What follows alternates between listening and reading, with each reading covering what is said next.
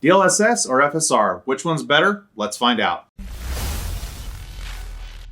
What's up guys, Andrew here on my channel GearedInc, where I get to share what I'm passionate about with you. To my channel, that's PC tech, games, and gear. And today we're going to be running some benchmarks. Obviously, I'll try to keep the talking to this video at a minimum, but there are some things I do want to go over with you. So Back 4 Blood is a game that I've been waiting for a while. I'm a huge enthusiast of zombie shooters, but I wanted to see how DLSS, which is NVIDIA's upscaling technology, stacks against AMD's FSR. The naming for how they do the different brackets of like settings is different from NVIDIA and AMD, so let me explain. For DLSS, you have quality, balanced, performance, and ultra performance. For FSR, you have ultra quality, quality, balanced, and performance. So while these settings don't have the exact like apples naming, the way I tested this was rank ordering it from the top to the bottom. So that way you understand that even though the naming's a little weird, that's basically what it is. It's kind of like apples comparisons. The testing methodology will be in the description so you can see settings and all that I used. I'm also going to be doing side-by-side comparisons at 1440p because really upscaling, that's when it starts to matter, 1440p or 4K, although I don't know why you play this game in 4K. And then I'm going to go over kind of some of my final thoughts on my findings, but without further ado, here are those benchmarks.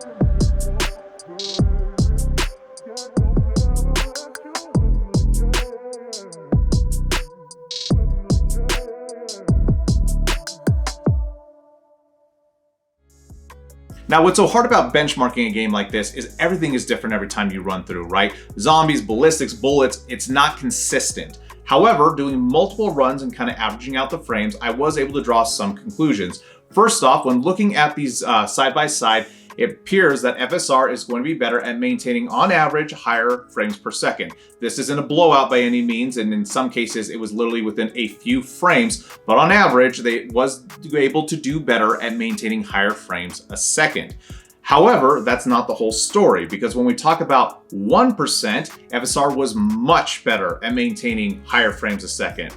Now, I don't know if that's because of the integration of the software. I don't know if it's some, weird glitch with my, the way I was doing my benchmarking, but it did appear that DLSS had a harder time with its 1% frame rates than AMD did. Now, here's the thing. DLSS is an upscaling technology, and so is FSR. DLSS uses the hardware to do this. FSR uses basically software encoding. When we're talking about the actual purpose of this, it's to get more frames at higher resolution and higher settings, which this game's not the best, obviously, example of this, because you can pretty much play it on anything if you just want to lower the settings, which is great for the amount of people who get to play it, but not so much if you're talking about overall graphical fidelity. When we're talking about graphic quality, with DLSS, I do feel that shadow, character renders, background detail is higher, but this is a game where honestly, that's not gonna matter, right? You're just shooting zombies. So what I think it comes down to is that if you just care about pure frames a second, at least in this game, FSR looks like, honestly, it's the way to go. If you care about graphical fidelity, DLSS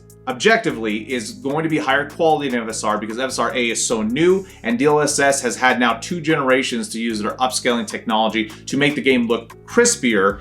And if you don't care about getting like every little frame a second, you'd go with DLSS if you wanted just a little bit better quality, let's say, on the images that you're looking at. So anyway, guys, I hope this video was helpful for you. Originally, I was gonna also do some Windows 10 versus 11 comparisons for this and for Far Cry 6, but Windows 11 is borked, at least mine is, so I'm staying away from it for the time being until they fix a couple of things. But anyway, if you liked this video, leave me a thumbs up. If you thought it was terrible, leave me a thumbs down. Remember to get subscribed and hit that bell icon so that you know when these videos drop next. I'm working on another giveaway, which I'm gonna try to get out in the next couple of weeks. But as always, guys, I'm going to make these videos and I hope to see every single one of you next time here on GearedInc.